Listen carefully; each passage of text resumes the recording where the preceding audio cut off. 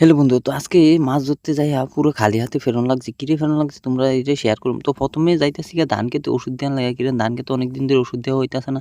তার জন্য যাইতেছি গিয়া ধান খেতে। তো এখানে দেখতে পাচ্ছ চারিদিকে শুধু ধান ক্ষেত আর ধান ক্ষেত। আমরা পুরো মাঠের জুড়েই ধান ক্ষেত। তো এখন ওষুধ-টষুধ বুড়াইয়া দেওয়ার জন্য বাইরে গেছি গিয়া। তো ওষুধ দিতেছি এর মধ্যে তোমার ও ধান ক্ষেতের মধ্যে অনেক কাদা রয়েছে, তো অনেক কষ্ট হয় ওষুধ দিতে। তো এখানে পুরা হাঁটু ডাইব্বা থাকা।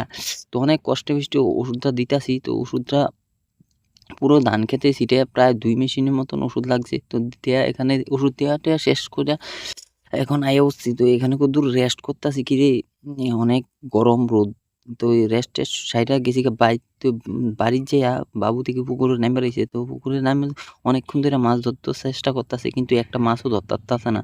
তো অনেকক্ষণ জাল খেয়াইতাছে কিন্তু কোনো মাছ ধরা পড়তাছে না। এর মধ্যে একটা পড়ছে, এও ছোট কাতলা পোনা, যেটাকে আবার ছাইড়া দেওয়া হইছে। তারপরে যে বাবু পুকুরের যে সাইড গুলোতে মাছে গর্ত করে রাখছে, এইগুলোতে কিছু হাতে-টাতে ধরার চেষ্টা করতেছে, কিন্তু এত পুরো অসম মানে একবারে ধরতে পারছে না। তো তারপরে আবার জাল মারছে, এও পুরো জাল খালি লইয়া আছে। তো এরকম দেখে আইয়া পড়ছি ভাই, আর কি কইরাম।